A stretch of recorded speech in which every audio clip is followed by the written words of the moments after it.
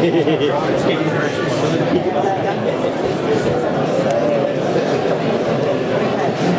I will.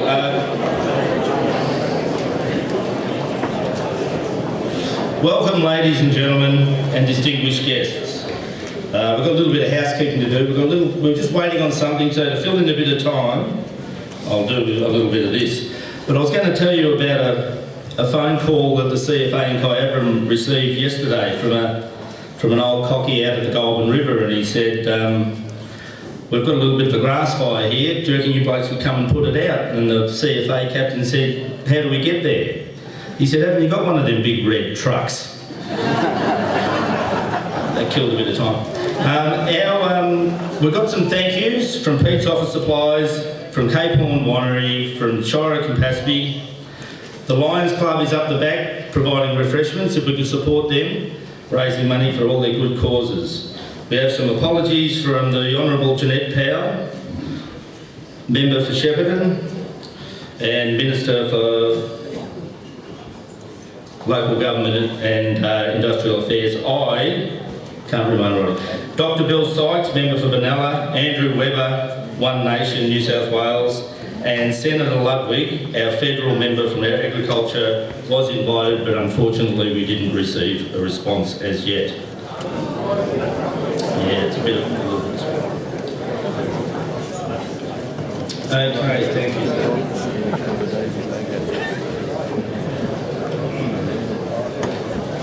Rightio.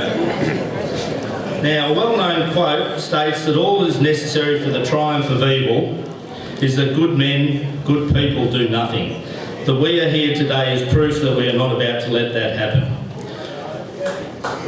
It's not going to happen. I'd also like to acknowledge our local member of Rodney, Paul Weller, wherever he is. Thank you, Paul, for being here. It's important to us. Ladies and gentlemen, I was raised in the Latrobe Valley. Back then, the area was prosperous, vibrant, profitable, economically valuable to the Victorian people, and a great place to be a kid. Opportunity was everywhere. Training, careers, facilities, and a positive future for our children. Then the government of the day sold all the publicly owned assets to foreign ownership. Today, the Latrobe Valley is depressed, in danger, desolate, and heading for disaster. Power costs are soaring, and we have shareholders all over the world taking money from our pockets.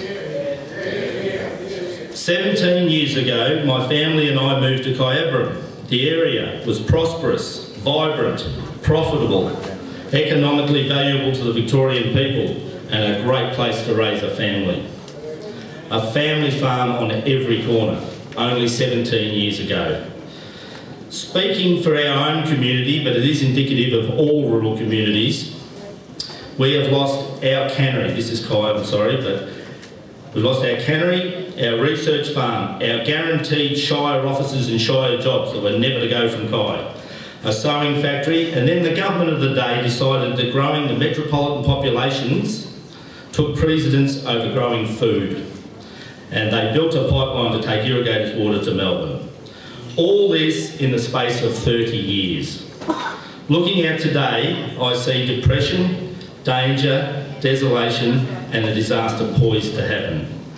Our last remaining viable industry is our agricultural industry. We've lost manufacturing, we've lost everything.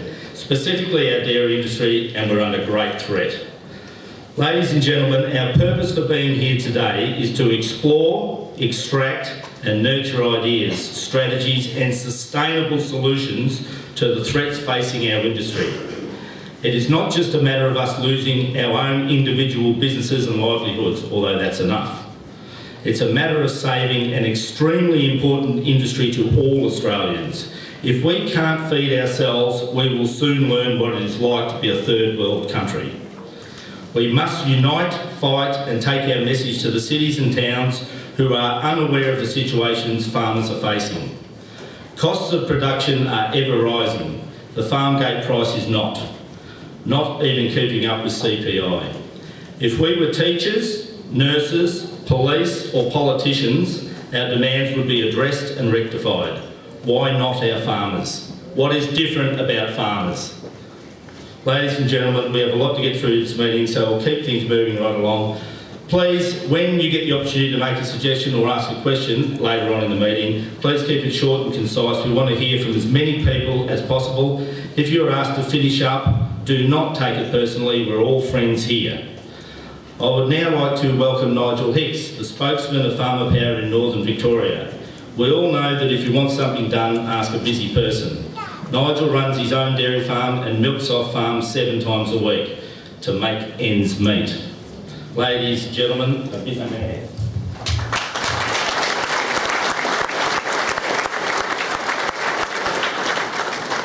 Thank you. Wow, Mark, that was great. We've taken the first step. We're all here. That's the first thing, and letting people know there's a problem here and it needs fixing. I've been privileged in the last 2 weeks to be involved in Farmer Power. It's an organisation that's only been going a month today. Their first meeting was the 14th of January. We've had a great committee who in the last 2 weeks, I've just got to take this short time to thank them. They've all had things going on in their personal lives, deaths, sicknesses and general day-to-day farm problems, but we've all pitched in together and got this to happen. So I can say thank you to them, for myself and for the community. I'll try not to rabbit on for too long, but there's obviously this format is an opportunity for us to get our voice to the outside world of some of the issues that are affecting us. I'd just like to raise a few short things that I've extracted from the Dairy Australia Focus Report. It's the most current report. Following their National Farmer Survey, one of their major criteria that they found that farmers were concerned about was milk prices in the coming months. It's a known problem that's been there for at least 6 months already in the current season. They're expecting the current farm gate price to be down 8 to 10% this year. That's before any of our increased input costs. That should give us an estimated price at the moment of $4.70 to $5 a kilogram milk solids, below the cost of production. The number of farms in the last 3 decades, as Mark has mentioned, not only locally but nationally, has fallen from 20,300 to now in 1982 to 6,770 in 2012. No wonder we're feeling the pain. Unlike many countries around the world, there is no legislative control over the price milk processing companies pay farmers for their milk. We lost that some time ago with deregulation.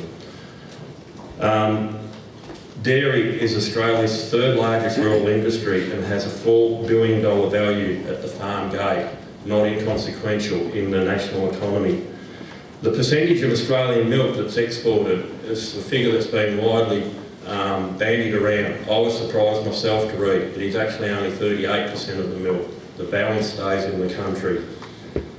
And there's 50,000 people directly employed in the dairy industry. That is greater than the car industry, and in Victoria it's greater than the aluminium or car industries particularly. Again, we are a viable and valuable resource to our national economy and we cannot afford to be let go. Again, we look at the problem of what consumers eat and the demand for our product. I was also staggered to read that the amount of imports of varying commodities in recent years is actually, the imports are increasing and the exports are decreasing. Again, figures from the Dairy Australia report. As a group, as Farmer Power, we're seeking a number of issues. Our first one is a better, a fairer and sustainable farm gate milk price for our farmers, and the surrounding communities will benefit from this. We're also looking for Australian products back on the shelf and to ensure that any imported products, if we must have them, meet our same strict quality standards that are required of us to meet. We're looking, certainly in the short term, for industry support from the government to enable us to get the changes needed to this industry. There's been problems for a long time that we as farmers are all well aware of that have been getting swept under the rug in various ways. This is not going to be a quick problem to solve, but it's one that must be solved for everybody's benefit. We're also seeking an independent review of the representative bodies of our industry, something that I'm sure we all feel we need a fair voice in the community to truly reflect our value to the country. I've got a few figures that were actually are extracted from a report by Ian Gibb, who's a local consultant for Farmenco. And just again to give people a bit of a back view, those that aren't farmers, of what is facing our industry.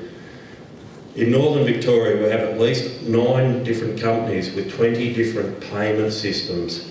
These become very complex and very, not deceptive, not right, but very hard for people outside the industry to truly understand what we receive for our payment, and indeed is also can be confusing to the farmers themselves to get a good comparison between the different companies and what we are actually likely to get paid each season. He prepared some figures based on an average farm just to do the working out to give people an idea. It was worked on 200,000 kilograms milk solids, about 2.7 million litres. It was on a split calving herd of 50-50 spring-autumn with 20% carried over. He quoted some figures from 2 of the major companies, Fonterra and Murray Goulburn. The prices for milk vary between 33.91 cents per litre for the season to 36.61 cents a litre. This included, or an assumption of 3 step-ups of 20 cents protein and 8 cents fat. Inputs for all of us, as we know, particularly with carbon tax, the effects on power and all our inputs, grain, whatever, into our business, they're eroding at what price we get coming in our milk. There's been a lot of hype around about the future of the industry. Why aren't young people coming into the industry? We've got looming food shortages, the Asian food bowl, the need for more food within 20 years. There's a demand for our product out there. Why aren't we being paid for it? That's something that we must fight for our future, for our children's future and the country's future. There's been no evidence of this demand reflected in our farm gate milk price, only a fall. Milk production will increase if farms are profitable. That's the only way this shortfall in food for the world and our own country and our own people can be met. Since 2000, with the falling milk prices in Australia, production has fallen from 12 billion litres to 9 billion litres. A true reflection of what we can do with the milk price we've had and what could happen further into the future if we don't receive a return suitable for our input of capital, time and effort. He also then went on to put together a few figures. At a price of $5 a kilogram milk solids, or roughly 38 cents a litre, there will be a decline in the dairy industry. I remind you of the projected figures of Dairy Australia of $4.70 to $5 this season. That is obviously a clear message of where the industry will head unless something changes. If we move the price to $5.50 a kilogram milk solids, or approximately 42 cents per litre, the production will likely remain stable, but there will be a lot of pressure on those, particularly those young to the industry or who are carrying any level of debt. At $6 a kilogram or 46 cents per litre, there is the opportunity for some growth within the industry. A continue of the current price will only result in a rapid decrease in Australian production, a shortage to our country of food and a valuable caretaker of our land as well in rural communities and those communities that exist because of agriculture. Without those towns such as Tongala and thousands of towns throughout Australia like the one we're sitting in today, they will struggle to survive if they manage. My current price for this season at the moment is likely to be 32 cents per litre or $4.59 a kilogram milk solids. Again, well below the cost of production. Cost of production varies from farm to farm, but talking to local farmers in our region, that would range between 43 to 50 cents per litre. Again, a long way from our current milk price. The dollar has been reasonably constant. We've heard very much about raising commodity price, raising dollar being a problem for us. That has been pretty constant for the last 12 months. Currently in the weekly times, we've heard about falling commodity prices through various representative bodies. In August 2012, our price was $3,300 for butter. It is currently sitting at approximately $3,600. Skim milk powder in August was $3,000, currently sitting at approximately $3,600. Cheddar cheese was $4,000, it is now $4,260. I thank you for your time. I appreciate your turnout to give our message to everybody. Thank you.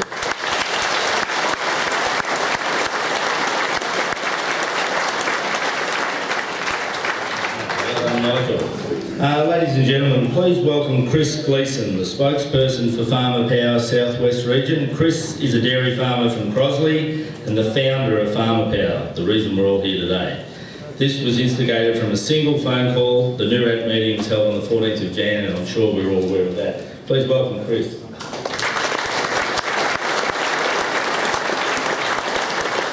No worries, thanks. And again, it's overwhelming to see so many people here today. Is just like the NURAT meeting, we're going well, but there is a crisis in the industry and we need to stand up and fight for it because we feel that our industry bodies have let us down.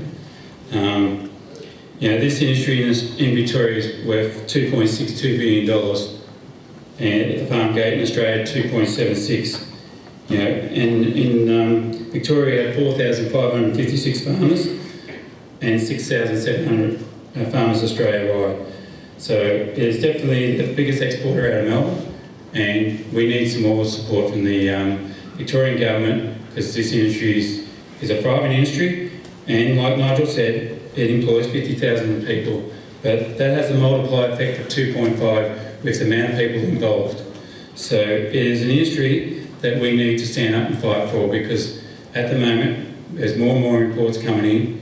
There's no youth in the industry. Like at a NURAT meeting, which was a month ago, we asked for people under 25 to put their hands up, and I'll call for people here under 25 to put their hands up today. Probably 3, 4. I'll change it and say people under 30. Another 4 or 5. So that's the stress of this industry, and if we don't improve it, then for an average person now to start up a farm or get involved, you need $3 or $4 million to start a business, and it's starting to become unachievable, and that's what we need to protect the future of this industry. We need youth, and youth brings new ideas and vision for this industry, and we're lacking that at the moment. So that's probably some of the reasons why we started with a phone call to say that we think this industry is going backwards and it's steady decline for the last 5 years. And we need to fix the farm gate milk price, a better and fairer price. And if we don't start today, well, it's not going to be fixed overnight. So we can leave it for a year or 2 years and let the industry do it for us, or we can start acting now on behalf of the farmers, the grassroots farmers, because that's what we believe we are. Grassroots farmers standing up for our rights and trying to get a better and fairer farm gate price. So, just alone, we export 140,000 tonne of cheese, but we bring in 75,000 tonne. Now 20,000 tonne of that comes from a subsidised market. Now, it's not fair trade. I mean, we've got to stand up and look after our own backyard and protect our farmers in our own country before we start worrying about other countries. We're bringing 20,000 tonne of ice cream. A country that produces lovely quality product, and we have to bring 20,000 tonne in. 18,000 tonne of whole milk powder. We can't even produce enough of our own. It's just crazy, but I mean, we don't want to stop it all, but we can restrict some of the product that comes into Australia and get more of our Australian products back on our shelves. So, that's probably where we're coming from, and at the end of the day, it's not just dairy farmers. We want the whole agriculture industry to come on board. We rely on grain. The grain fellas rely on us to feed our cows. So we rely on the fodder industry to bring hay, for hay to feed our cows. So it's not just the dairy industry, it's the whole agriculture industry that's getting screwed all the time. And we need to stand up and fight for our rights, because this nation was built on agriculture, not on wine and coal. So I want you today to get up and express your views, and if you don't feel comfortable, write down some suggestions for Farmer Power to go forward, because we believe that we need to stand up and fight and try and get a better result for our farmers. No worries, thank you.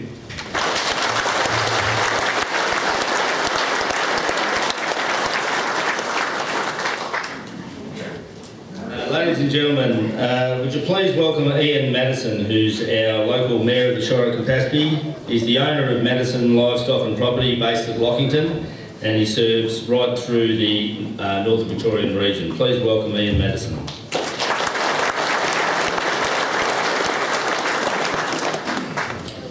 Thank you very much for the opportunity to come and speak, and welcome to all. Distinguished members of the audience, would like to start to name that would take up to 10 minutes.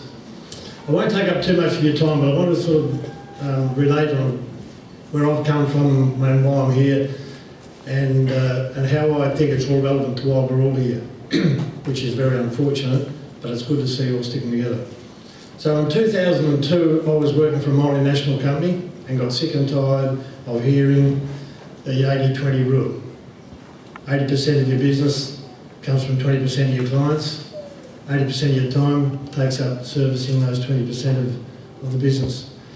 So, and that was a theory that all big businesses were running on all the time. And you either had to wear it because they were paying me wages, or you did something about it, and I moved on, got out of it. And that was, even though that big business knew that agriculture was its business, they still had this philosophy that only the big ones meant anything in the world. And that's where they were directing us. What they don't realise is that at the end of the day, it's a vortex. If you keep servicing only 20% of your clients because they're 80% of your business, one of those drops off, and you haven't got one of the other 79% coming on, in the end you end up going down the gurgle. That is a principle that they just do not seem to understand. And I think that's a lot of our bureaucracy today is under the same impression. That if we keep looking after the big ones, and we keep encouraging the big ones, and we keep protecting the big ones, well then that's the way the world's going to go. And just as Nigel just said, and Chris, I think it was, just said, we rely on everybody in the industry because they all have an important part, an important stake. So I got onto council in about 2005 because once again, at that stage, the council were promising to look after the farmers. The sale yards in the Echuca were being removed. There was promised that the funding from the sale yards would go to a new set of sale yards, and me being a stock agent at the time and had been involved for the previous 15 years as a stock agent, and prior to that a farmer myself, I thought, you know, I could let that go, or I could stand for council and at least have the opportunity to just put my hand up and change that, or make a council make the commitment that they would put the money out of the old sale yards into the new sale yards.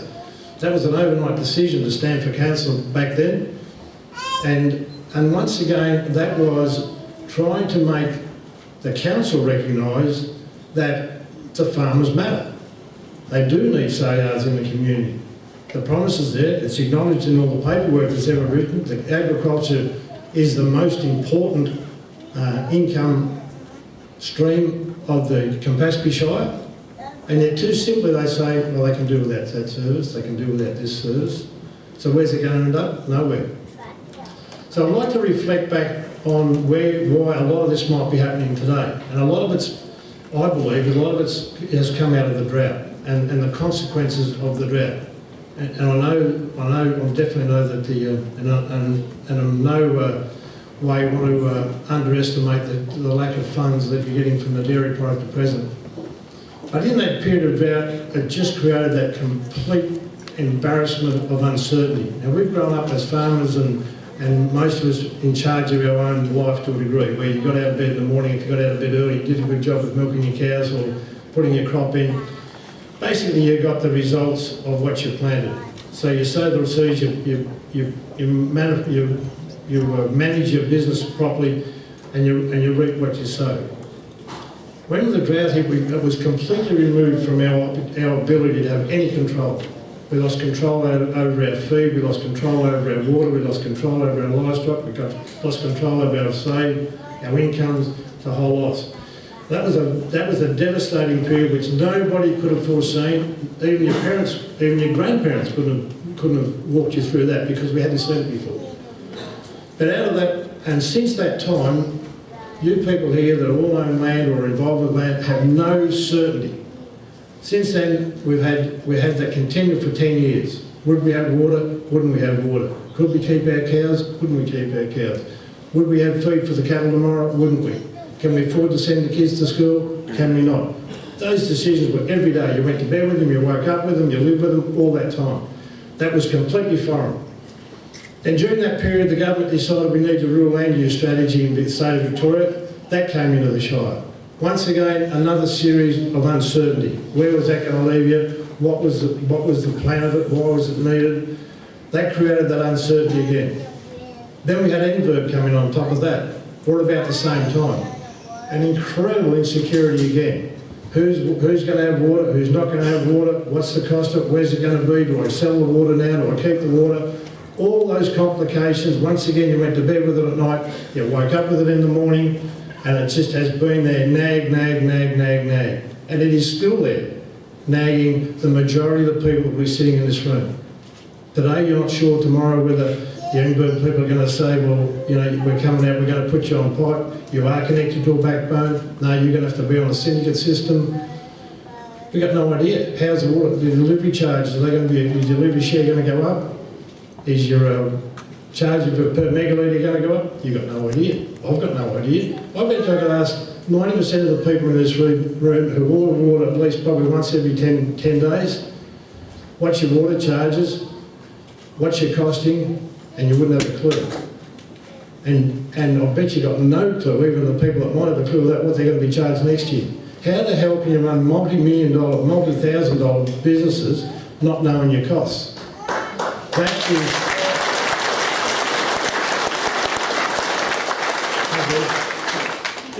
That's the sort of thing that I think you people are really struggling with, that I am very familiar with. And at the end of the day, we need to get some of these bureaucrats out of the system or in the system to recognise the effect. And I'm sure they're doing their best, but under pressure probably. I know it's a very difficult role they have, but the quicker that they can get those bedded down, those insecurities bedded down, so you people know how you can run your business to the best of its effect, the more security you're going to have, then you can actually say, yeah, I'm going to stick at dairying, or I'm going to stick at pig farming, or chook growing, or growing corn to feed the cows, whatever you might want to do, whether you're going to buy a chopper so that you can service the industry next year with your silage. But at this stage, there is so much uncertainty right through the district, that right through the whole Campaspe Shire, that you people are here today as recognising as a small portion, probably. If you walked out of this door, I'll back it in and I'll say to 10 people tomorrow, did you work Tony yesterday? If I don't sell it. And they'll say, no, I knew it was on, but I was a bit busy. And that's once again a little bit of the nature of the beast. And that's why we are where we are to a degree, because farmers are farmers, will get on with life. You cop it high and low, you cop the weather here and there, and you get on with it. So it's very, very good that the number of people have come here today to support Farmer Power. I've got to congratulate Farmer Power for the effort they put in and how wonderful things can grow out of small seeds. Can I just reflect on the Shire of Campaspe's recognition that farming is the principal industry that generates income and I didn't put these words together, so this has come out of the book. So this is the reflection of the Shire. So with a population of just over 36,500, 4,500 square kilometres, and 5 general service areas, that makes up the Shire of Campaspe. The strengths, as a whole, the strengths of our Shire are, number 1, agriculture. Number 2, food production. Well, you don't get food production if you haven't got agriculture. So, you know, we've actually got, as it's already been explained, you know, in its heyday, and fortunately at this stage in the majority of towns we've still got the butter factories or the milk companies that were established in the heyday of dairy farming, and are still there, that can take up the slack when everything settles down. Sooner the better. Tourism and heritage in our environment, which the tourism and heritage runs around. The value of agriculture and food production. Irrigation agriculture is the most significant industry in terms of land use and the gross value of production in the Shire of Campaspe. As such, The local communities and industries are highly reliant on water availability to ensure long-term viability, sustainability and economic prosperity in the project area, and therefore sensitive to changes in availability of water for irrigation. The total gross value of agriculture, this gives you an idea how it's been affected in the last 5 years. Well, not so, this is from 2006 to 2011 and possibly might even be a little bit worse now. The total gross value of the agricultural production in the Shire was estimated at 450 million in 2006. Yeah, I'll be right off. And in 450 million, and it employed 16% of the labour force. In 2011, which was the last statistics available, it had dropped not to 397 million, nearly $60 million out of agriculture. But worse than that, there was 6% of the jobs were lost. Ladies and gentlemen, you could go on forever. I just wanted to reflect on it may be more to do with our environment that we're living in, or as much to do with the environment we're living in and the frustrations of putting up with bureaucrats making decisions which control your lives, which you don't feel you've got the control of. And that's up to other people to change, to make sure that you people get some ownership back over your very needed and deserved industry. Thanks for the opportunity.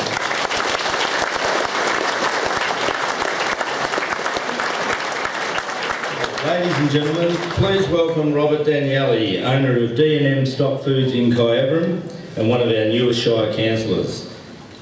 Robert's a real champion of fair play. When there's a good cause to fight for, you'll find Robert and his wife Marilyn right in the middle in the thick of it. And thank goodness that he is. Thanks very much, Robert.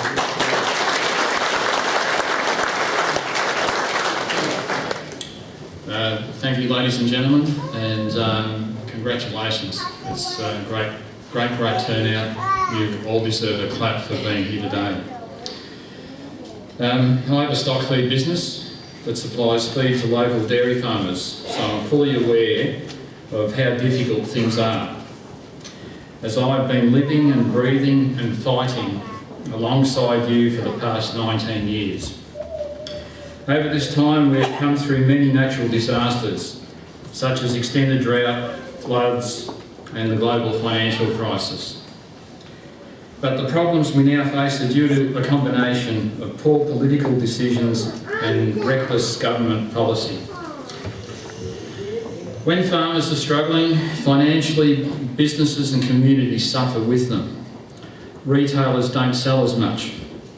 Non-essential goods and services are avoided, and sellers of essential products and services struggle with slow payments while they still need to pay their suppliers in credit terms. Banks usually lose their sense of humour with all involved. I know of several businesses that are struggling to keep and pay their employees.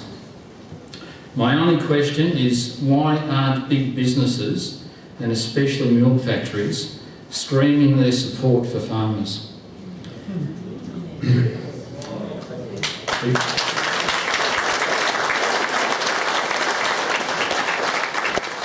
If you haven't done so, tell them you need them to stand up, okay? So how can we fix the problem of low milk prices and high input costs? Better industry representation. I believe Australian farmer organisations, and especially Dairy Australia, have lost their ability to lobby government, and instead of truly representing the needs and wishes of their members, they are endorsing and promoting the objectives of government.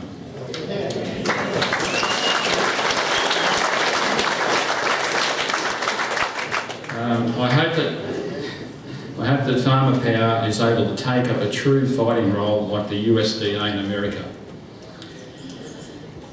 Point 2, re-regulate the domestic milk market. Take notice of people like Bob Catter. Thanks, Bob, for coming down. Bob Catter fought hard against the Howard Liberal National Party government when they pushed through with dairy deregulation in the early 2000s.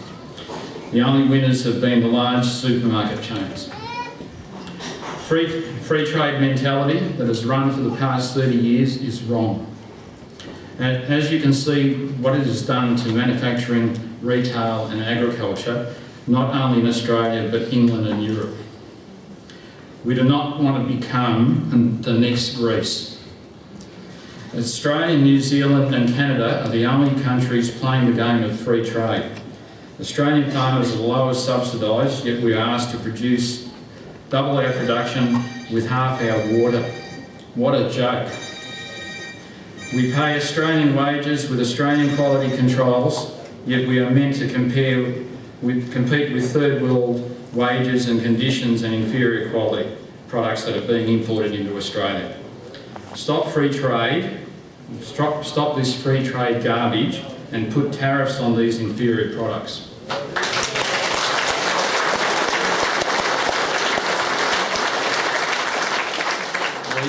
The third point is to lower official interest rates. Australia's official interest rate is around 5%, while in countries like the US, they are less than 1%. This keeps the Aussie dollar artificially high and lowers returns for export commodities. So for our milk, we want our low dollar, and that can be done.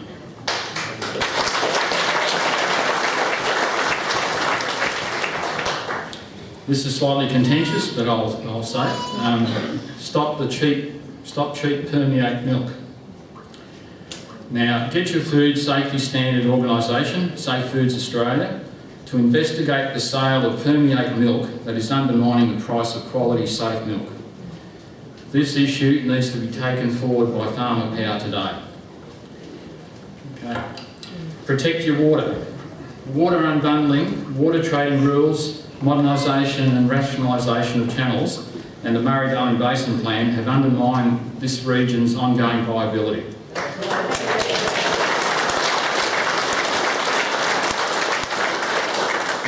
And threatens the delivery and sustainable pricing of irrigation water. Mr. Weller, stop destroying our channel system.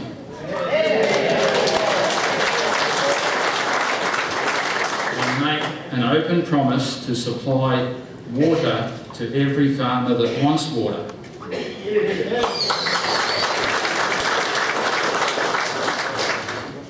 I think it is criminal that our state government is continuing to carry out the dirty work of the previous Labor government. I think they should have showed more backbone and stood up to the final Murray-Darling Basin Plan. They have even signed up to allow farms, towns and infrastructure to be flooded 4 years out of 10. We want a government that will return water to agricultural production. The Murray-Darling Basin is a farce. The water problems can be laid fair and square on the feet of the Queensland government that handed out water licences to the likes of Cubby Station like confetti in a hurricane. And also the South Australian government that needs to address the real issues and their own water problems, like removing barrages from the lower lakes and allowing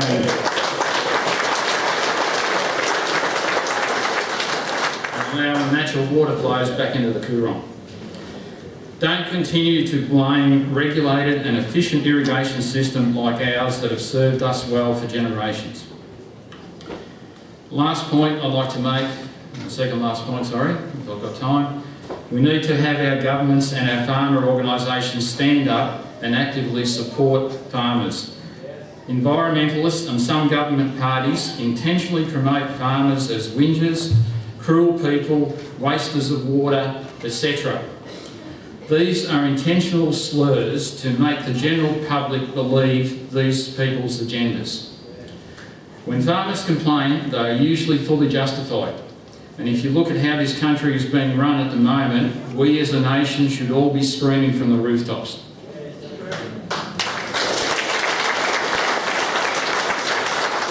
Finally, we have a federal election this September, and we need to change the balance of power in the Senate. The Greens and Labor have managed to run extreme environmental policies through this current Parliament to our detriment, and they need to be removed. Despite individuals like Barnaby Joyce, terrific bloke, and Sharman Stone, a lovely lady. But unfortunately, issues such as the Murray-Darling Basin Plan, their party has voted to pass this legislation with hardly a whimper. The architect of the Water Act, which started the process, was also Liberal Malcolm Turnbull. Think long and hard on how to vote, because we need politicians that have the will to implement policies that will save Australian jobs, Australian businesses and Australian farms. Thank you.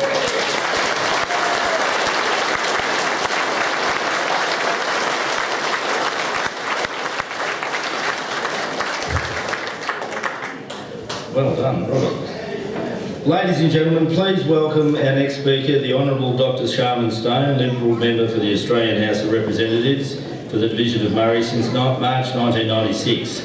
Sharman has led many battles in her quest to support local agriculture, and she's actually sought special permission to be absent from Parliament today to be here because she feels so strongly on these issues. So please, thank you, welcome Sharman.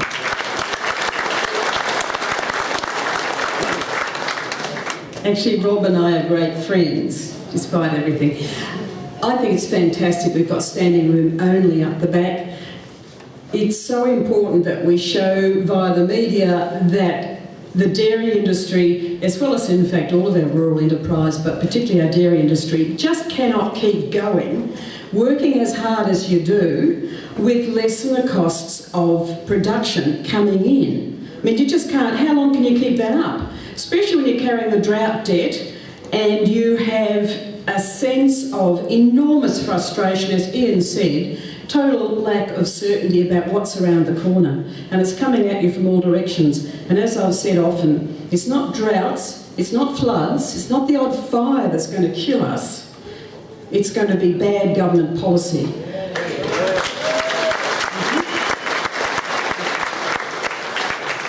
Now, take the Murray-Darling Basin Plan Rob just mentioned. Actually, it was a pretty lonely experience. I crossed the floor on that. It's a career-limiting move, I've got to tell you too, and said no, I wouldn't, as a member for Murray, support that Murray-Darling Basin Plan. Bob Catter was with me in crossing the floor, as was the member for Riverina, and Albie Schultz, another Liberal in New South Wales, and we had the Green up the back too, but he was crossing the floor not supporting it because he wanted to have double the amount of water going down the Murray, so we sat a long way from him.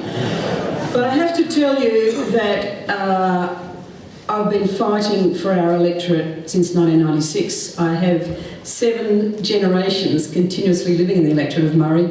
My grandchildren are here now, and I want to see this place thrive, not just survive. We've got to thrive, and we do a bloody good job. We do.